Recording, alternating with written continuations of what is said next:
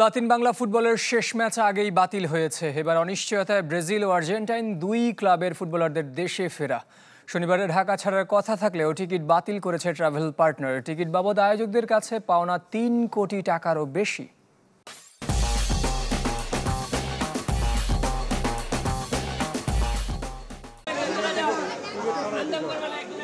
চরম বিশৃঙ্খলা, শর্তভঙ্গ, অব্যবস্থাপনা ও সাংবাদিক লাঞ্ছনার দায়ে বাতিল লাতিন বাংলা সুপার কাপ ফুটবলের শেষ ম্যাচ। টিম হোটেলে বিশ্রামে থাকলেও নিজ দেশে ফেরার আগে অনিশ্চয়তায় ব্রাজিল ও আর্জেন্টিনা থেকে আসা ফুটবলাররা।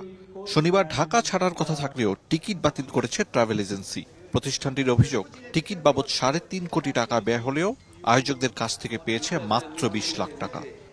২০ লক্ষ টাকা দিছে ৩.৫ কোটি টাকায়, ২০ লক্ষ টাকা দিছে। এবং ওনাকে আমি বারবার, উনি আমাকে সকাল 10টা থেকে রাত্রে 4টা পর্যন্ত বসায় রাখে। আমাকে উনি হুমকি দিচ্ছে যে উনি আমার বিভিন্ন জন দিয়ে প্রেসার দেওয়াচ্ছে, হুমকি দিচ্ছে আমি যেন এগুলা না করি, আমি যেন ক্যান্সেল না করি, আমি যেন তাকে করে দিই, সে পালাবে। যার বিরুদ্ধে অভিযোগ, তিনি পেশাদার বক্সিং সোসাইটির চেয়ারম্যান আসাদুজ্জামান। শুক্রবার আইন শৃঙ্খলা রক্ষাকারী বাহিনীর কাছে নিজের অবস্থান ব্যাখ্যা করলেও গণমাধ্যমকে এড়িয়ে যান। অবশ্য পুরো ঘটনা অজানা ব্রাজিলিয়ান ও আর্জেন্টাইন ফুটবলারদের। আয়োজক ও টিম ম্যানেজমেন্টের বেশিরভাগের চাওয়া দুদেশের ফুটবলারদের সামনে সত্য উন্মোচন না হোক।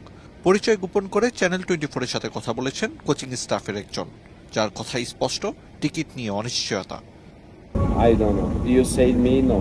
So we must go back to Brazil tomorrow, but I don't know. রাজধানীর একটি 5 তারকা হোটেলে অবস্থান করছে ব্রাজিল ও আর্জেন্টিনার দু ক্লাব। তবে ঢাকা ছাড়ার আগে আয়োজকরা পাওনা পরিশোধ করবে কিনা এ নিয়ে শঙ্কা জেগেছে।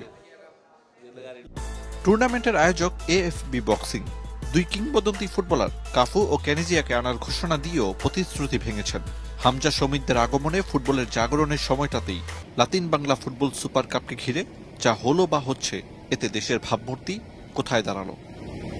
আরিফুল ইসলাম, চ্যানেল 24, ঢাকা।